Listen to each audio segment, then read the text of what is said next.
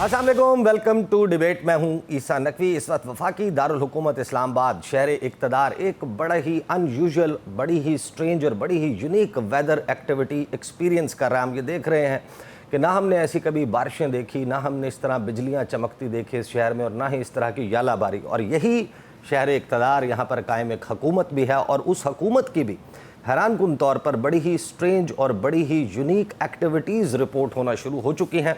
Sitting defence minister Khawaja Asif साहब ये दावा करते हैं, बल्कि ये इल्ज़ाम लगाते हैं, और अगर डिफेंस मिनिस्टर ये इल्ज़ाम लगाए तो ये महज इल्ज़ाम नहीं होता। उन्होंने ये कहा कि आधी से ज़्यादा ब्यूरोक्रेसी पुर्तगाल में प्रॉपर्टीज़ ख़रीद चुकी है और वहाँ की शहरियत लेने की तैयारी कर रही है। और साथ ही वो ये इंकशाफ करते हैं कि अरबों खरबों रुपए के खाबे लगाए जा रहे हैं। ये ब्यूरोक्रेसी माल बना रही है और सियासतदान इनका बचा कुछा खाते हैं। ये चार्जशीट किस पर है? ये इमरान खान साहब पर तो नहीं है, ये तो पूरी ब्यूरोक्रेसी पर है। ये मौजूदा हुकूमत पर भी है, साबका हुकूमतों पर भी है। ये स्पेसिफिकली वो सिर्फ किसी ख़ास और मखसूस ब्यूरोक्रेट्स की बात कर रहे हैं? ये सवाल बहरहाल मौजूद है। और जब वो पुर्तगाल मेंशन करते हैं, मुल्क का तयन करते हैं, डेस्टिनेशन बताते हैं जहाँ पर अरबों डॉलर से पाकिस्तानियों ने प्रॉपर्टीज़ ख़रीदी, वो काला धन था, वो सफ़ेद पैसा था, मनी लॉन्डर करके ले जाई गई, या किस तरीक़ेकार के साथ ये सब कुछ हुआ। और वो हुकूमत जो इस वक्त ये नारा लेकर आगे चल रही है कि हमने पाकिस्तान में सरमायाकारी लेकर आनी है, अगर उसकी नाक के नीचे सरमायाकारी पाकिस्तान आने के बजाय पाकिस्तानियों की सरमायाकारी पाकिस्तान से बाहर मुंतकिल हो रही है, तो इसका ज़िम्मेदार कौन है? और फिर गुज़श्ता रोज़ मोहम्मद मालिक साहब सीनियर सहाफ़ी, उन्होंने एक बड़ा ही होशरुबा इंकशाफ किया। उन्होंने दावा किया कि 2 लिस्टें बन रही हैं और 2000 से ज़ायद रुपए की करप्शन गुज़श्ता 3 सालों में हो चुकी है। और गुज़श्ता 3 सालों में किसकी हुकूमत थी ये शायद बताने की ज़रूरत नहीं है। मौजूदा हुकूमत के बारे में बात हो रही है और ये दावा किया जा रहा है, इल्ज़ाम लगाया जा रहा है कि 2000 अरब से ज़ायद की करप्शन, और इसमें पार्लियामेंटेरियंस, उनका फ़ंड,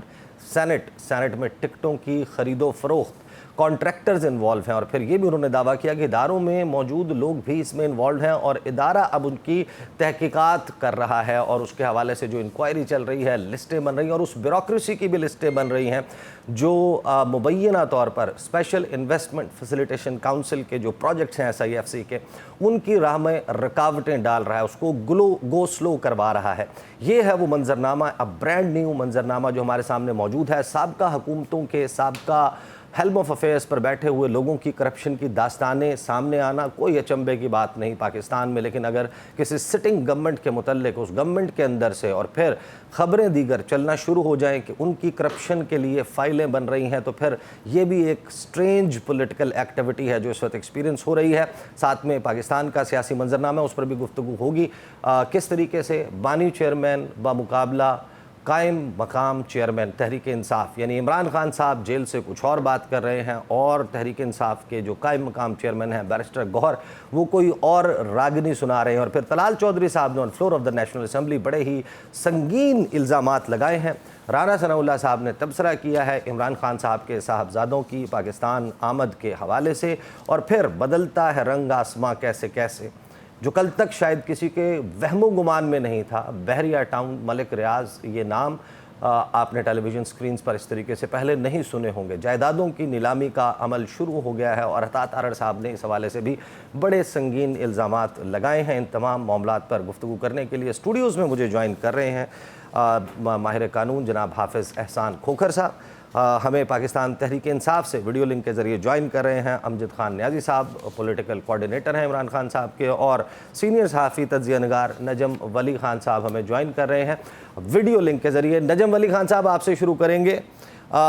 मौजूदा हुकूमत तमाम वक्त ये कहती रही कि इमरान खान के दौर में 42 महीनों में अरबों रुपए की करप्शन हुई, ये सारे इल्ज़ामात लगाती रही, और आज बातें उनकी करप्शन की चल रही हैं। उनकी पार्टी ने तहरीक इंसाफ पर कितने करप्शन के मुकदमात बनाए, उससे हटकर ये अचानक से ये अनयूजुअल चीज़ें कैसे रिपोर्ट होना शुरू हो गई हैं? ख्वाजा आसिफ साहब ने को किसने कहा कि वो ये बताएं कि अरबों रुपए की करप्शन करके ब्यूरोक्रेट्स मुंतकिल हो रहे हैं, जायदादें खरीद रहे हैं?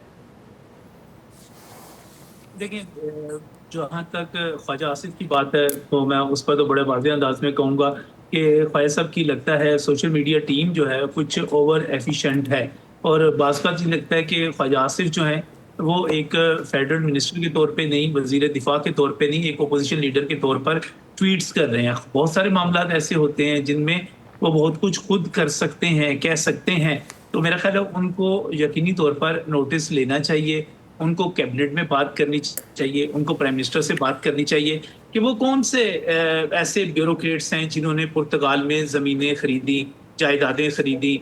पुर्तगाल में वो कौन से आपके खुद फेडरल मिनिस्टर हैं जिनकी हाउसिंग सोसाइटी वहाँ पर बनी।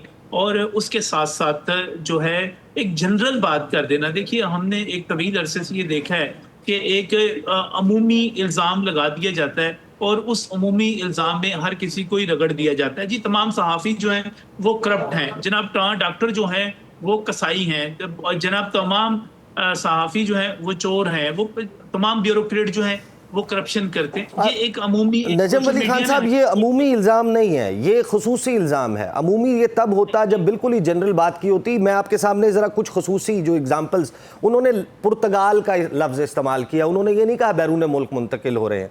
फिर उन्होंने एक ऐसे ब्यूरोक्रेट का जिक्र किया जो बुज़दार साहब का करीबी तरीन था और उसने 4 अरब रुपए अपनी बेटियों की शादियों पर सलामियों के तौर पर बटोर लिए।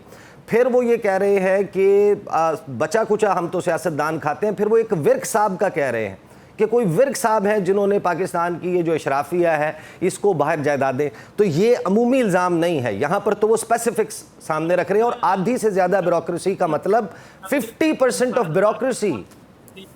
अंसार अब्बासी साहब के जरिए किसी हद तक ब्यूरोक्रेसी ने जवाब दिया है। आज उनका जो जवाब है वो अंसार अब्बासी साहब ने शाया किया।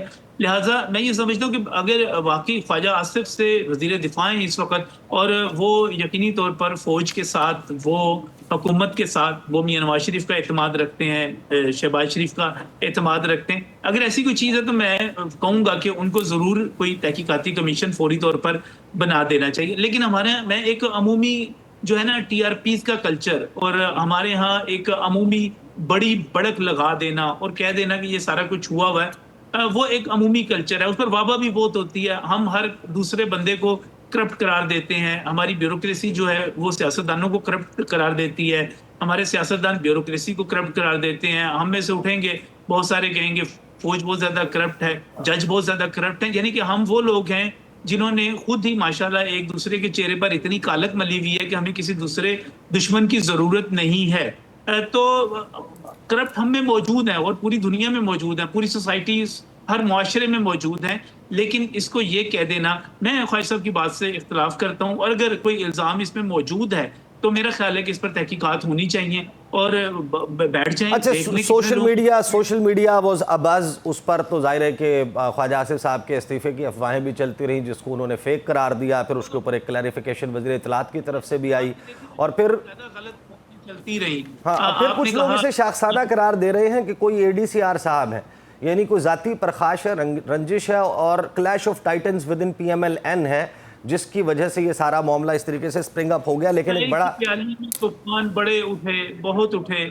आज 3 साल हो गए हैं जी इसी किस्म की खबरें आते हुए। कोई कहता था कि बड़ी ब्रेकिंग न्यूज़ थी, जेल में कोई मुज़ाकरात हो गए। कोई ये कहता था कि जनाब अब आसिम मुनीर में और शहबाज शरीफ में इख्तलाफात पैदा हो गए। कोई ये कहता था कि उनके दरमियान कहाँ से इख्तलाफ, अब यानी शहबाज शरीफ साहब का इख्तलाफ पैदा हो सकता है किसी से, ये तो कम से कम बात ना करें ना।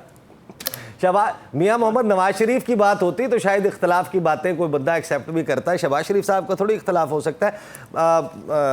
हाफिज़ एहसान खोखर साहब, यहाँ पर ज़ाहिर है कि जो गुफ्तगू सामने आई, जो ख्वाजा आसिफ साहब ने इल्ज़ाम लगाया, ये ज़ाहिर है कि ये ऑफ द कफ रिमार्क्स नहीं है, ये लेट नाइट कोई ऐसा ट्वीट नहीं है कि 11:30 बजे आपने जो है वो सोचा कि आप अचानक से ट्वीट कर देंगे, या सोशल मीडिया टीम के हद तक भी नहीं। मेरा ख्याल है कि ख्वाजा आसिफ साहब डिफेंस मिनिस्टर हैं, उनका Twitter handle has to be very responsible given the current scenario. जब पाकिस्तान और इंडिया की इतनी टेंशन चल रही है और अभी भी जंग के बादल छटे नहीं हैं, तो पूरी दुनिया उनको वॉच कर रही है as defence minister of Pakistan. और वो हुकूमत जो अरबों डॉलर्स की सरमायाकारी पाकिस्तान में लाना चाहती है, उस हुकूमत का अहम तरीन वज़ीर, पूरी दुनिया जब उसे फॉलो कर रही है, वो उस वक्त उस पूरी दुनिया को बता रहा है कि हमारी आधी ब्यूरोक्रेसी करप्ट है।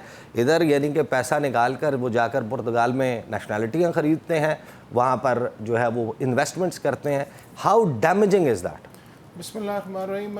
डेफिनेटली ऐसा एक इसका जिस तरह ये कहते हैं कि गवर्नमेंट का मिनिस्टर्स अगर कोई स्टेटमेंट देता है तो उसका कोई ना कोई फॉल आउट होता है, चाहे उसका पॉलिटिकल फॉल आउट हो, चाहे उसका इकनॉमिक फॉल आउट हो।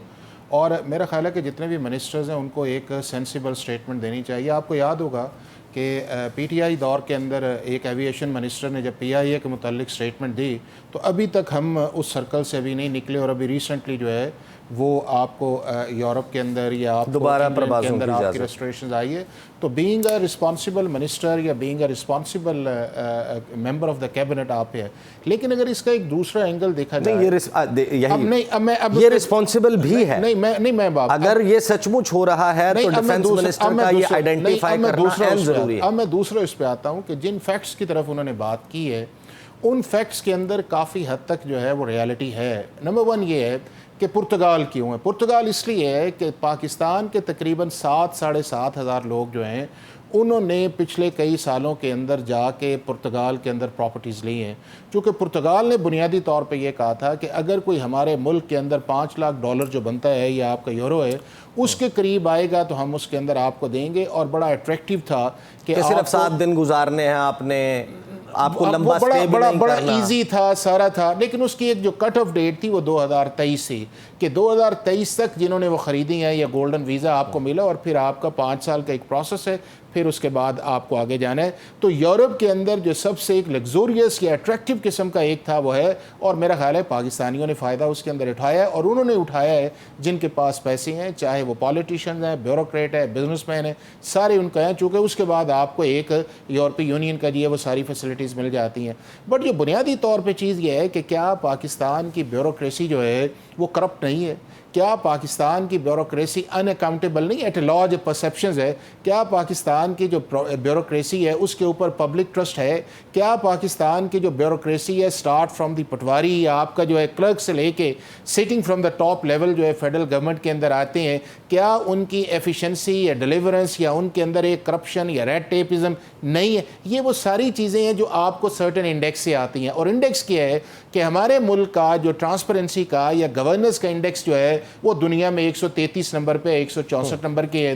रूल ऑफ लॉ आप देख लें, अकाउंटेबिलिटी देख लें, नैब का आप देख लें कि कितने लोग ऐसे हैं कि जिनको हम कन्विक्शंस की तरफ लेके जाते हैं, या कितने लोग ऐसे हैं कि जो आपके मुल्क के अंदर पैसा जो है वापस करते हैं। कितने ऐसे लोग हैं जो जो आपका एंटी करप्शन के अंदर आते हैं, गवर्नमेंट की नाक के नीचे ऑपरेट करती है। देखिए एक मैं आपको चीज़ बताऊं, इन आइसोलेशन एक अलहदा से मैं आपको चीज़ बताऊं, दुनिया भर के अंदर और इंक्लूडिंग पाकिस्तान के अंदर जो है एक नेक्सस बनता है पावर का। और पावर का नेक्सस ये है कि आपका पॉलिटिशियंस या आपका मिनिस्टर्स जो है उसके पास एक लीगल अथॉरिटी होती है, पॉलिटिशियंस के पास इन्फ्लुएंस अथॉरिटी होती है, और ब्यूरोक्रेट जो है वो या उसको फैसिलिटेट कर रहा होता है। तो कोल्यूजन्स के बगैर चीज़ें नहीं चलती। अगर आप ये कहें कि पाकिस्तान की ब्यूरोक्रेसी जो है वो इंडिपेंडेंट ऑपरेट करती है, पॉलिटिशियंस को साइड पे करके करप्शंस के अंदर, वो हाँ ये है कि जितना जितना तगड़ा आपका पॉलिटिशियंस या मिनिस्टर या ब्यूरोक्रेट्स आएगा तो वेरी क्वांटम के ऊपर कर जाता है। लेकिन यह मुमकिन नहीं है कि मिनिस्टर्स की नाक के नीचे जो है उसका सेक्रेटरी या उसके नीचे जो लोग हैं वो करप्शन और साइमल्टेनियसली दूसरी तरफ। ख्वाजा आसिफ साहब ने ना एक बड़ा पेंडोरा बॉक्स खोला है। जब वो ये बात कर रहे हैं वहीं पर हुकूमत जो है ये कह रही है कि हमने मौशी टर्न अराउंड कर दिया है, नहीं वो हमने मामलात बड़े बेहतरीन कर दिए हैं। इसको मिक्स ना करें। जो गवर्नमेंट का नहीं, मैं जो गवर्नमेंट का इकोनॉमिक डिसिप्लिन आपको आया है वो एक आपका मेन कैनवस के ऊपर आया है कि जिसके अंदर आपकी एक्सपोर्ट्स के ऊपर आया, आपके रेमिटेंसीज अंदर आए हैं, या किसी हद तक जो है SIFC ने किया है। बट इंडिविजुअली अगर आप कंट्री के अंदर जाके देखें तो क्या पाकिस्तान के अंदर करप्शन का ग्राफ जो है या गवर्नेंस जो है या उसके बाद आपका जस्टिस सिस्टम जो है वो सारी चीजें बेहतर हैं या उसके अंदर नहीं देखे ना, इज वेरी वीक। हुकूमत ने इनसे अपनी पॉलिसीज इंप्लीमेंट करवानी है। पेट्रोल की सुन लें, पेट्रोल की कीमत बढ़ती है, फौरी तौर पर नीचे हर चीज की कीमत बढ़ जाती है। जब पेट्रोल की कीमत कम होती है, यही ब्यूरोक्रेट्स जिन्होंने उसको इंप्लीमेंट करवाना है ऑन ग्राउंड, हुकूमत के पास तो चेहरा ही नहीं है इस बात पे। देखें देखिए ब्यूरोक्रेट्स का बुनियादी तौर पे दुनिया में एक एस्टैब्लिश जो है वो ये है कि ये गवर्नमेंट की पॉलिसीज को इम्प्लीमेंट करते इसको हैं, फिक्स भी अब execute हुकूमत ने करते करना हैं। है। ये bureaucrats अब ये है should कि be नहीं taken हो रहा to ना, task। अब देखें ना कि नहीं हो रहा। अब नैब में जो अमेंडमेंट्स आई हैं जिसके अंदर आपने बहुत सही, ज्यादा चले मैं आता प्रोटेक्शंस हूं। दी है, तो अमजद वो भी खान तो एक न्याजी क्वेश्चन साहब, मार्क है ना। अमजद खान न्याजी साहब, आप की जमात, आप लोगों का अपना एक मतमा नज़र है, आप अपनी एक पॉलिटिकल स्ट्रगल कर रहे हैं, आप समझते हैं कि आप राइचुअस हैं, आपके खिलाफ सियासी जो है बुनियादों पर मुकदमात हैं, आप अपने लीडर को जेल से छुड़वाना चाहते हैं, ठीक है, ये आपका एक अपना सियासी ऑब्जेक्टिव है। लेकिन जो अपोजिशन का एक बुनियादी काम है कि वो हुकूमत के ऊपर एक बड़ा चेक एंड बैलेंस रखे, हम तो ये एक्सपेक्ट करते थे कि आप ये कहते कि आधी से ज़्यादा ब्यूरोक्रेसी ये कर चुकी है, ये ख्वाजा आसिफ साहब को कहना पड़ रहा है और ये हुकूमत खुद बता रही है कि हमारे यहाँ ये यानी हमारे नीचे ये सब कुछ हो रहा है। तो आपका बतौर अपोजिशन जो बुनियादी काम है, महंगाई के से लेकर किसानों के साथ, जो साउथ पंजाब में ख़ास तौर पर आपका तो ताल्लुक़ वहाँ से है, आपको पता है कि किसान के साथ इस वक्त क्या हो रहा है, ये सारी चीज़ें अगर हुकूमत ने खुद ही आइडेंटिफाई करनी है और आपने अपोजिशन का एक्चुअल रोल प्ले नहीं करना, तो फिर कौन करेगा? बिस्मिल्लाहिर्रहमानिर्रहीम। ईसा, आपने बड़ा एक वैलिड सवाल किया है। सबसे पहले मैं आपको अपने ब्यूरोक्रेसी के हवाले से एक बात की है, या आपने अकाउंटेबिलिटी की बात की है। हम जब रूल ऑफ लॉ की बात करते हैं तो वो क्यों करते हैं कि रूल ऑफ लॉ में हम के उसके नीचे क्या होगा कि कोई पाकिस्तान के अंदर मुकद्दस नहीं रहेगा, चाहे कोई भी हो, मैं हूं, आप हो, एक्स है, वाई है, डी है, सी है, जी है, सारे जो है उसके नीचे आ जाएंगे। और पाकिस्तान में बदकिस्मती रही है कि हम जो है वो चीज़ों को ड्रैग कर रहे हैं पिछले 75 ईयर्स में। जब भी किसी बड़े को पकड़ते हैं, किसी कोई भी है उसको पकड़ा जाता है, तो वो जो है वो छुपता है, अपने केसेस माफ करवाता है, पॉलिटिकल एम्स के हासिल करता है। ये बदकिस्मती रही है और इसीलिए हमारी जो जदोजहद है वो उस बुनियादी तौर पे यही है। आज आपने बिल्कुल खूबसूरत बात की कि जी 300 अरब का जो है वो टीका लगाया गया है अवाम को शुगर स्कैंडल में, कि 7.5 लाख टन चीनी एक दफ़ा आपने एक्सपोर्ट की, वहाँ से आपने रिबेट लिया, फिर आपने पाकिस्तान के अंदर जी के बोरान पैदा हो गया है जी कि अब उसको रेट ऊपर करके जो है वो अब बेची जा रही है, बल्कि अब तो लोगों को मिल ही नहीं रही। इसी तरह आप गंदम के स्कैंडल देख लें, वो भी एक बहुत बड़ा जो है वो स्कैंडल है कि किसान जो पाकिस्तान का अपना आपका जो अपना किसान है वो रुल गया है सड़कों पे, उसको अपनी फसलों की कीमत नहीं मिल रही और आप बाहर से जो गंदम मंगाई है उसको आपने फैसिलिटेट, और वो भी चूहे खा रहे हैं। वो भी आपने देखा होगा, पिछले दिनों वीडियोस मीडिया पे आ रही थी।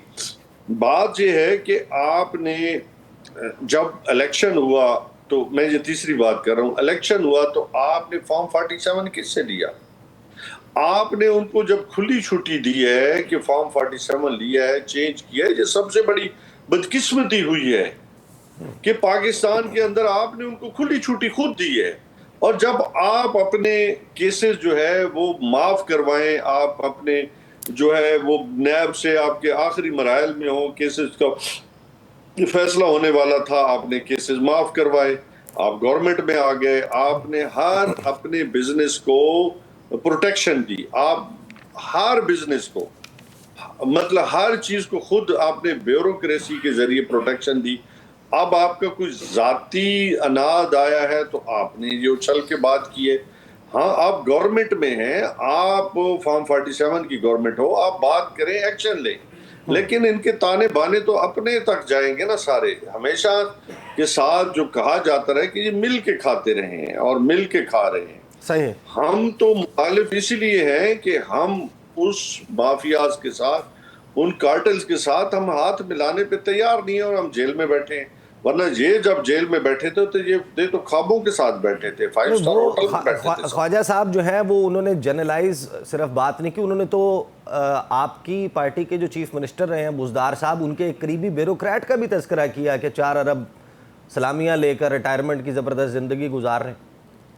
तो वो आपको उसकी तहकीकात करें ना, वो किन की बुनियाद। देखो, हमारी गवर्नमेंट चली गई तो उसको क्यों नहीं, फिर अगर उसने करप्शन की है या सलामियां ली है तो उसको जेल में डालते, नैब के जरिए उसे रिकवरी कराते अगर उसमें फॉल्ट था। अब लकीर का पीटने का कोई फायदा कोई नहीं। आपने अपने नंबर बनाने के लिए, मीडिया की हाइप लेने के लिए आपके मैंने पहले कहा कि आपके कोई इंटरनल मामलात हैं, आप उसको उछाल रहे हैं। अगर आप सीरियस हैं तो जो आपने अभी 22 ग्रेड की प्रमोशंस की हैं, उसमें आपने पसंद और नापसंद क्यों की है? जो अच्छे लोग थे आप उनको ड्रॉप कर गए, सही। जो मेरिट को चलाना चाहते आपने उनको ड्रॉप कर दिया। आप जुल्म तो आप खुद कर रहे हैं ना। जो लोग रूल ऑफ लॉ के साथ खड़ा होना चाहते हैं उनको आपने खुडे लाइन लगा दिए। जो मोस्ट करप्ट हैं, जो जालिम हैं, आप पूरी पंजाब में देख लें, आप वफाक में देख लें या कहीं और देख लें, आप किसको लगा रहे हैं? आप उन लोगों को लगा रहे हैं जो आपके मफादात को पूरा कर रहे हैं। क्या आपने ब्यूरोक्रेसी के अंदर उन लोगों को अपॉइंटमेंट दी है जो वाकईतन पाकिस्तान के अंदर काम करना चाहते हैं, ट्रांसपेरेंट अंदाज से काम करना चाहते हैं, पाकिस्तान को आगे लेके जाना चाहते हैं, रूल ऑफ लॉ पे अमल करना चाहते हैं, आईने पाकिस्तान के साथ खड़े हैं? सही। मुझे एक बात कुछ बता दे। ठीक है मेरे साहब, मुझे ब्रेक पे मुझे ब्रेक पे जाना है। ब्रेक अभी एडीसीआर जिसके जरिए वो खबरें मीडिया की नजर है, उसके जरिए तो आप बने, एमएनए बने। सही, उनके हवाले से जाहिर है कि अभी तो है नहीं, आप मुबैना तौर पर मामले को उनसे जोड़ा जा रहा है, मुझे ब्रेक पे जाना है। ब्रेक से वापस आएंगे, बात करेंगे कि पाकिस्तान में जब भी इस किस्म की करप्शन के स्कैंडल्स और ये बातें शुरू होती हैं तो उसको तब्दीली की हवाओं के साथ ताबीर किया जाता है। मामला तब्दीली की हवाएं हैं या कुछ और है? बात करते हैं आफ्टर द ब्रेक।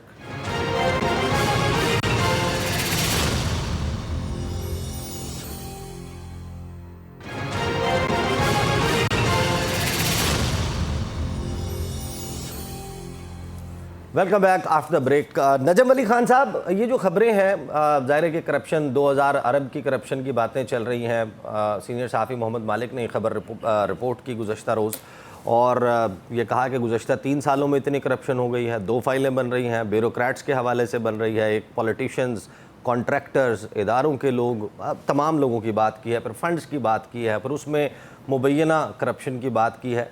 पाकिस्तान में जब भी किसी सिटिंग गवर्नमेंट के ख़िलाफ़ ऐसी खबरें आना शुरू होती हैं या जो बात ख्वाजा आसिफ साहब ने की, इस किस्म की बातें होना शुरू होती हैं, तो कुछ लोग उसको कहते हैं कि यार ये कोई तब्दीली की हवाएं हैं। अब क्या आप इसको, इन खबरों को कैसे देख रहे हैं? ये तब्दीली की हवाएं हैं या कुछ और है? देखिए, ये खबरें तो हमेशा से इसी किस्म की आती रहती हैं। हर किसी ने अपनी टीआरपीज लेनी है, अपने प्रोग्राम को, अपने आप को बहुत ज़्यादा बाखबर साबित करना है, और इस किस्म की खबरें आती रहती है। हमने एक कल्चर, एक ट्रेंड बना लिया है ऐसा कि हमने अपने अलावा हर किसी को करप्ट कहना है, चोर कहना है, डाकू कहना है, और ये साबित करना है कि हमसे बड़ा हाजी है कोई नहीं और दूसरे सारे करप्ट हैं। अब देखिए ना, मैंने इससे पहले आपसे कहा कि आप एक तबके की तरफ चला जाएं, वो कहेंगे फौज सबसे बड़ी करप्ट है। दूसरे तबके की तरफ चले जाएं, जिसको अदलिया से शिकायत होगी, वो कहेगा जुडिशरी सबसे बड़ी करप्ट है। तीसरा कहेगा सियासतदान सबसे बड़े करप्ट हैं। चौथा कहेगा ब्यूरोक्रेसी बहुत बड़ी करप्ट है। पांचवा कहेगा ताजर बहुत ज्यादा करप्ट है।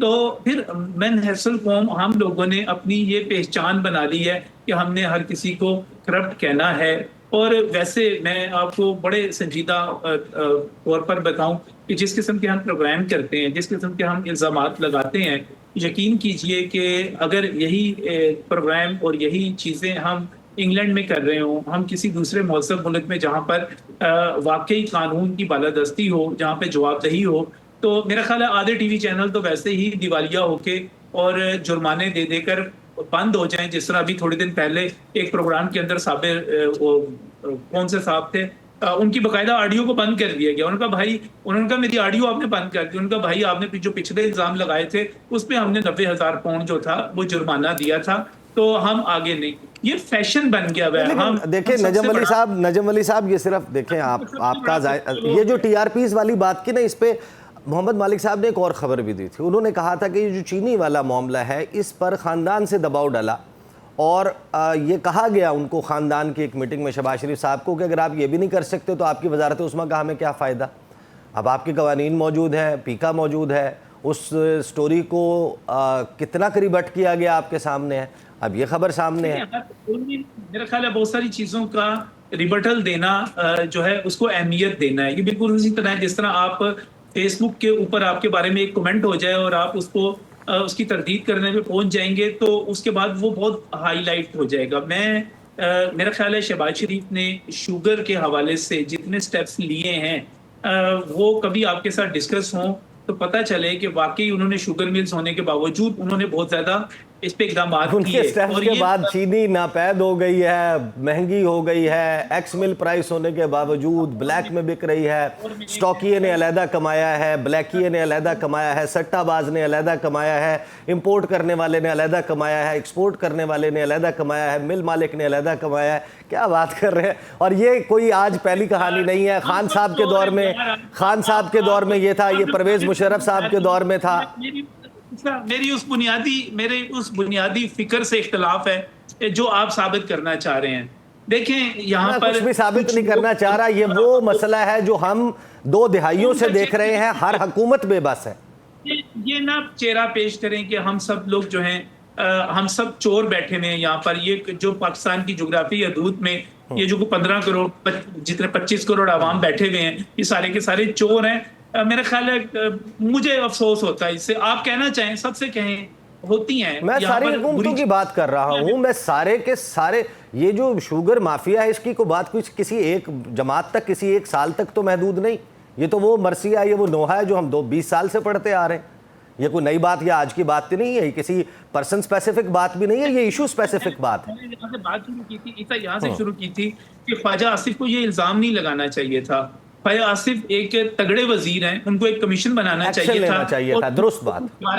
काम है, उनसे मनी ट्रेल तलब करनी चाहिए थी। ठीक है, उनको मनी ट्रेल तलब करनी चाहिए। और मैं ये आपके जरिए मुतालबा करता हूँ कि भाई उसकी मनी जिस चीज के बारे में है कि, और वैसे भी ये 2023 में अभी जिस तरह एहसान साहब भी बता रहे थे, मैंने भी जो इसकी बाद में रिसर्च की कि पुर्तगाल जाने के लिए शराइत क्या थी और गोल्डन वीजा मिलता किस तरह था, उसकी शराइत क्या थी। अब तो खैर बहुत ज्यादा उन्होंने लिमिट हाई कर दी है। वो तो पता नहीं कितने करोड़, कितनी बड़ी अमाउंट पे चले गए, 15 लाख यूरो पे चले गए हैं। तो मैं सिर्फ इसे ये कहूंगा कि इस पे तहकीकात होनी चाहिए। कोई भी इल्जाम लगे, अब ख्वाजा आसिफ ने कह दिए वजीर दिफा हैं, तो मेरा ख्याल है इस पे तहकीकात होनी चाहिए। ठीक है, और ठीक है, ठीक है। हाँ, खोखर साहब आपका इस पे ज़रा कोई कमेंट दें कि ये जो मामला चल रहा है इसको बहुत सारे लोग जोड़ रहे हैं, ये लिस्टों के मामले को, कि 27वीं आईनी तरमीम भी आनी है, तो कोई कैरेट एंड स्टिक पॉलिसी चल रही है, कुछ तबसरे हो रहे हैं भांत के 18वीं तरमीम के मामलात कुछ रिवर्स होने हैं 27वीं में। ये क्यों चल रही है बात? ऐसा वो तो ये है कि अक्सर हमारे मुल्क के अंदर जो है इस तरह की जो है वो कॉन्स्पिरेसीज़ या थ्योरीज पे बात होती है, लेकिन जो इम्पॉर्टेंट टॉपिक है ना जिसकी तरफ आपने इशारा किया है या बात कर रहे हैं, ये सारा जो है देखें कि इस वक्त आपके जो 4-5 हैं, अभी आपके सामने कोस्तान का स्कैंडल नहीं आया कि किस तरह फज पेमेंट्स जो हैं बगैर किसी जो है जो KPK के अंदर आया है, किस तरह एक्सियंस ने और किस तरह सारे ब्यूरोक्रेट्स ने और किस तरह सारे वो लोग मिले थे और किस तरह पॉलिटिशियंस के घर जो है वो खरीदे गए। 15-20 करोड़ वैल्यू का घर 80 करोड़ में खरीद लिया। वो आप देखें ना, तो ये एक आप अच्छा। दूसरा ये है कि क्या इस मुल्क के अंदर इस वक्त तकरीबन 900 अरब रुपए की इंक्वायरीज़ जो हैं मुख्तलिफ डिपार्टमेंट्स में चल रही हैं। आपका जो है नैब है या एंटी करप्शन है जो प्रोविंसेस के अंदर हैं, या उसके बाद जो स्पीड मनी दी जाती है पाकिस्तान के अंदर जिसका कोई हिसाब ही नहीं है, कि म्यूनसिपल सर्विसेज से लेके आपको जो है वो आपका कोई ज़ाती जो चीज़ें हैं जिसके अंदर आप सरकार से इंटरेक्ट करते हैं, वो भी आपको एक हकीकत नज़र आएगी। फिर अगला उस चीज़ के अंदर है कि क्या जो शख्स पाकिस्तान के अंदर जनरली पैसे लेता है उसको ये डर है कि इस मुल्क के अंदर अकाउंटेबिलिटी है या मैं पकड़ा जाऊँगा, या बाहर के मुल्क के अंदर जितने भी लोग आते हैं, चाहे पाकिस्तानी आते हैं या आपका ओवरसीज़ इन्वेस्टर आता है, वो 2 चीज़ें आपसे कहता है कि जी आपकी ब्यूरोक्रेसी इनएफिशिएंट भी है और आपकी ब्यूरोक्रेसी जो है वो करप्ट भी है। इसमें भी 2 राय नहीं है। अब अगला चीज़ ये है कि क्या इस नैरेटिव को बदलने के लिए पिछले 40-50 साल ने हम एक्सरसाइज की। आप हर हुकूमत का इंडेक्स निकाल लें, आप पीपल्स पार्टी का इंडेक्स निकाल लें, आप PTI का इंडेक्स निकाल लें जो पिछले 3-4 साल के अंदर है, कि क्या करप्शन का लेवल जो था वो उसके दौर के अंदर बढ़ा या कम हुआ, या प्रोविंसेस के अंदर क्या था, या पोस्टिंग प्रमोशंस क्या था, या उसके बाद अभी जो आप उसके अंदर नहीं, यही तो बुनियादी सवाल है। आपने फिर क्या निज़ाम बनाया हुआ है? हुकूमत पूरा का पूरा बयानिया बनाती है, उनके ऊपर करप्शन का केस होता है, दहशतगर्दी का केस। देखिए ये क्रॉनिक इशू है। सब फिर आप इसको मिक्स कर रहे हैं। आप कैसे देखें, बात सुने, आप कहते हैं कि 3 करोड़ रुपए, 4 करोड़ रुपए, सुन सवाल सुन लीजिए कि आप इल्जाम ये लगाते हैं कि 4 करोड़ देकर 3 करोड़ देकर पोस्टिंग ली जाती थी। एक नेक्सस था, एक गुज्जर साहब थे, एक फराग गोगी थी, एक बुशरा बेगम थी और एक उस्मान बुजदार थे। आपने कितने ब्यूरोक्रेट्स, आपने सामने कितने ब्यूरोक्रेट्स वो हमारी नाक के नीचे इस वक्त काम कर रहे हैं, इस वक्त ब्यूरोक्रेसी में मौजूद है, या कुछ तो दुनिया शिफ्ट हो गए? अभी आप देख लें कि पूरे मुल्क के अंदर है, आपने दोनों चीज़ों को कहा है कि जी आप करते कुछ हैं और आगे होता कुछ है। पूरे मुल्क के अंदर इस वक्त नैब का मिसयूज कितना आपके सामने आया, एंटी करप्शन का कितना मेरे मिसयूज सवाल का जवाब नहीं, देना। आप 10 ब्यूरोक्रेट्स उठाएं जिन्होंने 4 करोड़ देकर फराह गोगी साहिबा को ये करप्शन की हो, अब सुन लेना, पोस्टिंग ली हो, आप उनको सजा दें। वो हमारे सिस्टम में बैठे हुए हैं, वो अगर बेईमान ब्यूरोक्रेट्स हैं जो 4-4 करोड़ लेकर पोस्टिंग लिया करते थे, तो वो 40 करोड़ कमाते भी तो होंगे ना। उनके ऊपर हाथ किसने डालना है? मौजूदा हुकूमत ने। मौजूदा हुकूमत क्या हाथ पे हाथ रख के बैठी हुई है? पीटीआई के ऊपर 600 से बातें करती है। उन ब्यूरोक्रेट्स को पकड़े, उनका नेक्सेस लिंक पीटीआई के साथ साबित करें, दोनों को सजाएं दें। देखिए यही तो एक बात है ना कि इसके लिए आपको एक पॉलिटिकल या गवर्नमेंट रिजॉल्व चाहिए ना।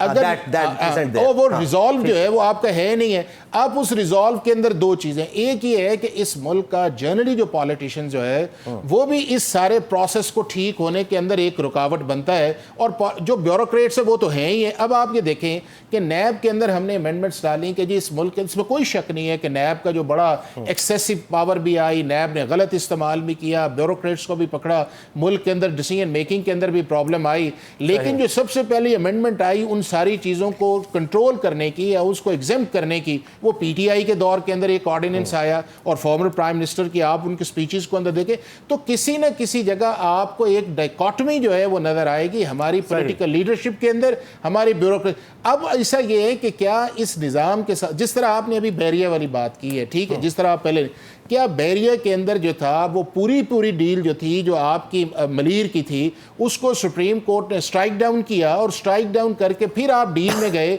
और 460 अरब की आपने डील की, और उसके अंदर 24 अरब अभी तक आपने जमा करवाया, और 190 मिलियन पाउंड जो है वो आप सरकार को इन्वॉल्व करके एडजस्टमेंट के अंदर डाल रहे हैं, और अभी आपकी एग्जीक्यूशन चल रही है, और ट्रिलियंस ऑफ रुपीज़ आपने ले गए हैं, और आपने खुद कहा कि उस दौर के अंदर को बोलता नहीं था, उस चीज़ पे आए। तो मैं ये समझते हूँ कि हमारे देखिए हमारे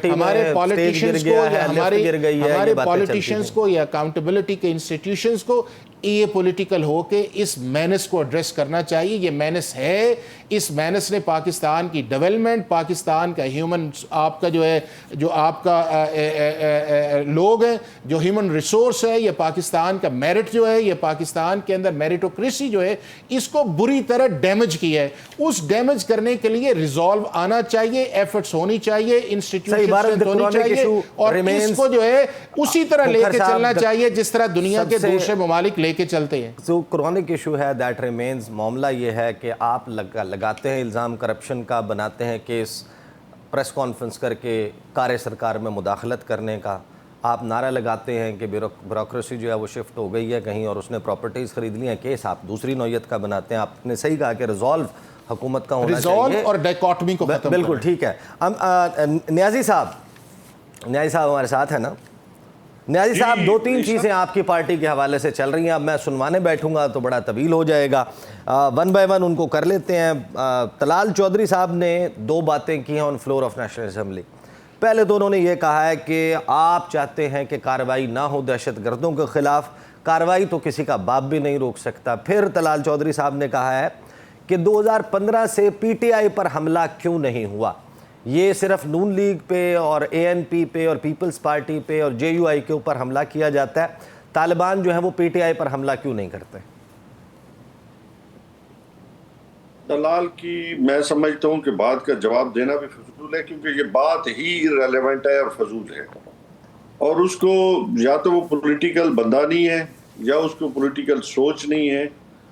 हम उसी तरह फेस कर रहे हैं। आप देखें केपीके के अंदर पिछले हमारे बहुत सारे चीज़ें हमारे साथ भी उसी तरह हुई हैं, और इनका मकसद है कि हम भी उसी फेज से गुजरें, यानी कि दहशत गर्दी जो है वो हमारे साथ हो। तो ये कैसा वजीर दाखिला है जो खुद दहशत गर्दों को दावत दे रहा है कि पीटीआई पे हमला किया जाए? माशाल्लाह इसकी सोच बहुत कमाल की सोच मुझे नज़र आ रही है। अच्छा, दूसरा ये बताएं कि इमरान खान साहब का ट्वीट एक आया, फिर अलीमा खान साहिबा ने यह कन्फर्म किया कि खान साहब की सोच ये है कि किसी भी सूरत हमें ज़मीनी इंतखाबात में नहीं जाना चाहिए, ये हक तलफी होगी उन लोगों के साथ जो हमारे साथ खड़े रहे, अब ज़ेर अताब आए तो हमने वहाँ टिकट नहीं देने। और जो आपके कायम मकाम चेयरमैन साहब हैं बैरिस्टर गौहर साहब, उनकी राय मुख्तलिफ है। मैं ज़रा आपको सुनवा दूँ क्विकली। प्रोड्यूसर साहब, बैरिस्टर गौहर ने क्या कहा, ज़रा सुनवाइए। नहीं, देखो, मैदान खाली छोड़ने वाली बात नहीं है, लेकिन हमने जितने भी इलेक्शन कंटेस्ट किए थे, हमसे तो सारे इलेक्शन चुराए गए थे। लेकिन खान साहब से मुलाकात उसके बाद हुई नहीं है। खुद मुलाकात करूंगा, बात करूंगा। तो गौहर साहब कन्विंस करना चाहते हैं खान साहब को कि नहीं, इलेक्शन लड़ना चाहिए और असम्बलियों का हिस्सा रहना चाहिए।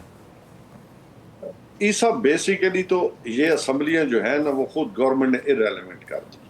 सही। जब असम्बलियों को ताले लगा दिए जाए और अपोजिशन लीडर्स को ही उड़ा दिया जाए और सियासी केसों में मतलब लोगों को नाहल किया जाए, लोगों को बाहर निकाला जाए, तो फिर असम्बलियों के ऊपर किसका एतमाद रहेगा? 26वीं तरमीम के बाद तो वहां से सिर्फ अब तनख्वाह ड्रा कराने के लिए तो सिर्फ आपकी हाजिरी चाहिए होती है। बाकी तो वहाँ पे अब डिबेटिंग क्लब है, वहाँ पे बस जिसने अंगूठा लगाना है वो लगा ले और फिर चला जाए। वहाँ से कौन सा ऐसी पॉलिसी आ रही है जो कौम और मुल्क के लिए जो है वो मतलब उसके लिए समझा जाए कि जी वो हाउस के अपना किरदार अदा कर रहा है।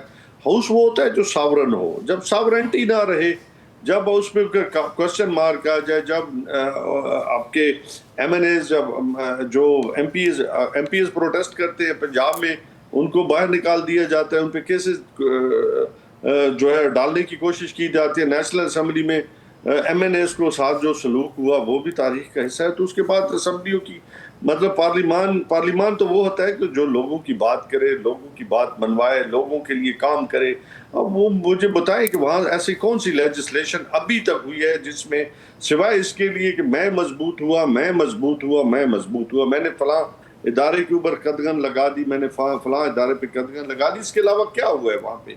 अभी तक मुझे बताएं कि किसान, जैसे आपने कहा कि नौजवानों के लिए कोई ऐसी स्कीम्स लाई गई कि जिसमें आज आपकी 60-70% लोग जो है बेरोजगार हैं। आपका नौजवान बेरोजगार है, वो बाहर जा रहा है।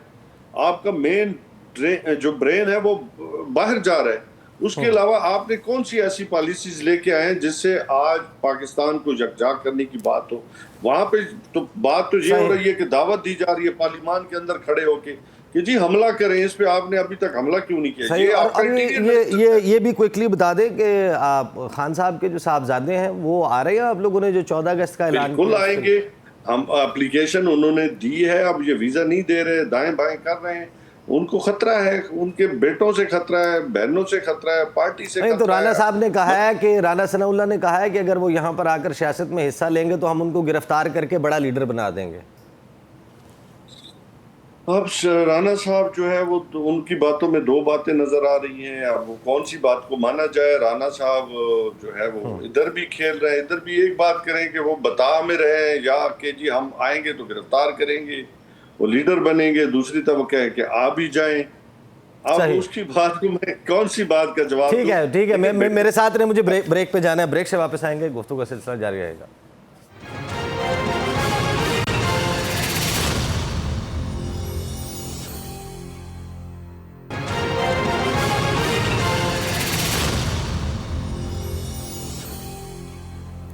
Welcome back after the break. बहुत कुछ स्ट्रेंज हो रहा है, बदलता है रंग आसमां कैसे कैसे। मलिक रियाज साहब, पहले बात नहीं होती थी, बहरिया टाउन के मामलात उनका चर्चा नहीं होता था। तमाम हुकूमतें जो हैं वो उनके हवाले से एक बड़ा सॉफ्ट रवैया रखती हुई नज़र आती थी। आज बड़ी ख़बर यह है कि उनकी जायदादों की नीलामी का आगाज़ हो गया है और वफाकी वज़ीर इत्तलात अता तारड़ साहब ने बड़े संगीन इंकशाफात किए हैं। उन्होंने आज बहरिया टाउन के मामलात और उसको मनी लॉन्ड्रिंग के साथ जोड़ा है। क्या कहा उन्होंने, देखिए।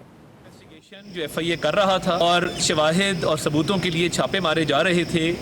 FIR ऑलरेडी रजिस्टर्ड है और कानून के मुताबिक फर्दर एविडेंस कलेक्शन के लिए मामलात को आगे बढ़ाया जा रहा था। तो कल के रेड के अंदर जो दस्तावेजात सामने आए हैं उसमें बहुत ज़्यादा अमाउंट्स की मनी लॉन्ड्रिंग सामने आई है। अभी तक जो दस्तावेजात रिकवर किए हैं FIA ने छापे के दौरान 1 अरब 12 करोड़ की मनी लॉन्ड्रिंग के सबूत मिले हैं। और जब FIA के छापे का पता लगा, सफारी हॉस्पिटल को बतौर एक फ्रंट ऑफिस के इस्तेमाल किया जा रहा था और अस्पताल के अंदर ये तमाम रिकॉर्ड रखा गया था, कैश रखा गया था। ताज्जुब की बात यह है कि अस्पताल की एम्बुलेंस को इन दस्तावेजात की ट्रांसपोर्टेशन के लिए इस्तेमाल किया जा रहा था। हमें मुसव्विर अब्बासी साहब ने ज्वाइन किया है, जिन्होंने आज खबरें ये आ रही हैं कि कामयाब बोली दी है। एक मार्की है, फिर कॉरपोरेट ऑफिसेज हैं, कोई मशरूत बोली जो है वो मंजूर हुई है 88 करोड़ 15 लाख की, एक बोली 87 करोड़ 60 लाख की और एक 85 करोड़ 80 लाख की है। Welcome to the show मुसव्विर Abbasi साहब। एक तो आप ये बताइएगा, ये प्रोसेस में जो जायदादें हैं, ये मशरूत बोली का क्या मतलब है? अब ये आपने ये प्रॉपर्टीज़ ले ली हैं, जो खदशा जाहिर किया जा रहा था या जो पॉइंट ऑफ व्यू मलिक रियाज की तरफ से आता है कि आर्बिट्रेशन में चले जाते हैं वरना ये मामलात ठप हो जाएंगे, तो ठप हुए बिजनेस में तो कोई जो है वो शट डाउन हो जाए अगर ऑपरेशंस, उसमें तो कोई इन्वेस्ट नहीं करता, तो आपने तो इन्वेस्ट कर दिया। सबसे पहले आपका बहुत शुक्रिया। मैं सबसे पहले ये कहना चाहूँगा कि ये कोर्ट की तरफ से प्ली बारगेन के अंदर जो बैरिया टाउन ने खुद आके कोर्ट में प्रॉपर्टीज अपनी सरेंडर की थी और उस दौरान जब अपनी पेमेंट नहीं कर पाए तो कोर्ट ऑर्डर के ऊपर जो है ये प्ली बारगेन की रकम ना मिलने के ऊपर ये प्रॉपर्टी जो है ना वो ऑक्शन की गई हैं और ये थ्रू एक लीगल प्रोसेस किया गया है और उसमें इस्लामाबाद हाई कोर्ट के जो है ना वो चीफ जस्टिस साहब का क्लियर ऑर्डर मौजूद है, जिसके बाद नैब ने ये आज ऑक्शन की है। जहां तक बात आपकी है कि मामलात चल रहे हैं और चीजें जो हैं वो अगर आर्बिट्रेशन की तरफ चली जाती तो ये कोर्ट प्रोसेस के दौरान ये सारी चीजें जब एंड हो चुकी होती हैं और कोई किसी नतीजे पर नहीं पहुंचते तो फिर जो है ये अमल जो है वो किया जाता है, उससे पहले नहीं किया जाता। तो वो जो आर्बिट्रेशन और बाकी सारी चीजें थी वो प्रोसेस का सारा अमल दोहराया गया, उसमें मुज़ाकरात अगर कामयाब नहीं हुए, वो इन टाइम अपनी पेमेंट जमा नहीं करा सके, जिसके बाद जो है कोर्ट ने ये ऑर्डर किए कि आप इनको जो है वो ऑक्शन कर दें।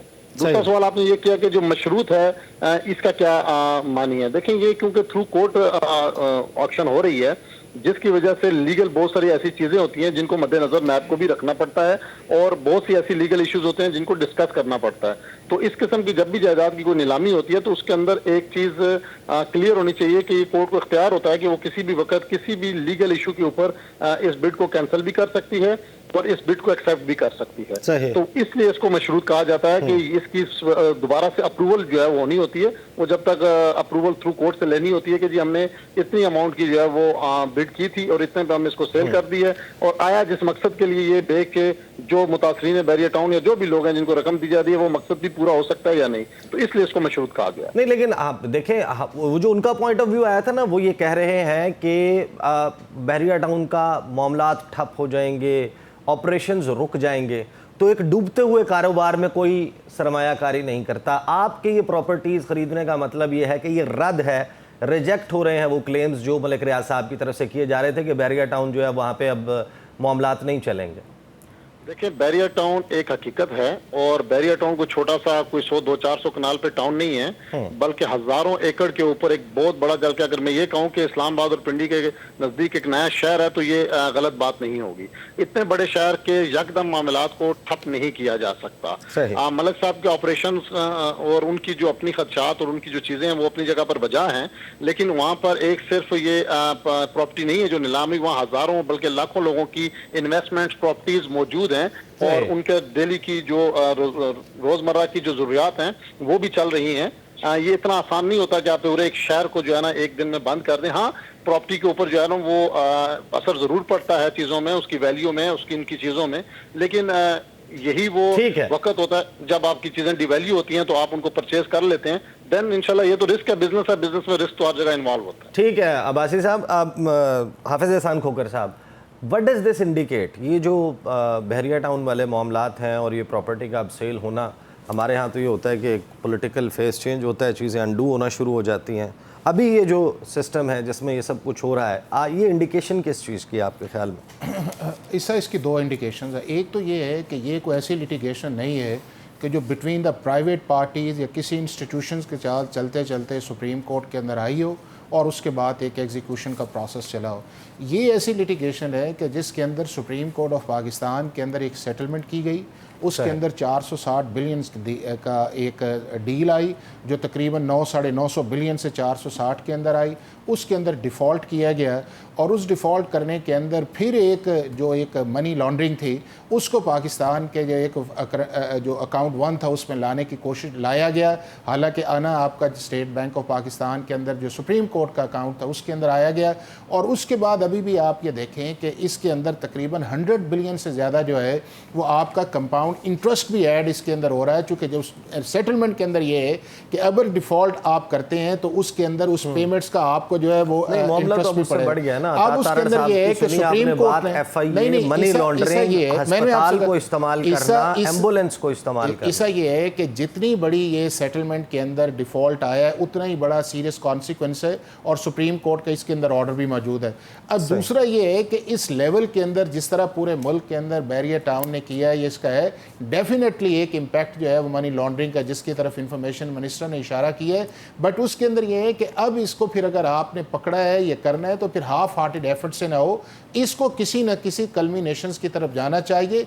लेकिन इसके साथ साथ जो बैरियर के रेजिडेंट्स हैं जो पाकिस्तान के मुख्तलिफ इलाकों के अंदर है, उसका भी एक सेफ्टी मेजर्स उनकी इन्वेस्टमेंट का या उसके बाद उनकी सर्विसेज का आना चाहिए, ताकि ये ना हो कि सारी चीज़ें जो है वो आपकी कोलैप्स की तरफ चली जाए। ठीक है खोखर साहब, वक्त ख़त्म हो गया। मुसव्विर अब्बासी साहब, अमजद खान न्याज़ी साहब, नजम अली खान हमारे साथ मौजूद थे। अब तक के लिए इतना ही, इजाज़त दीजिए, अल्लाह हाफ़िज़।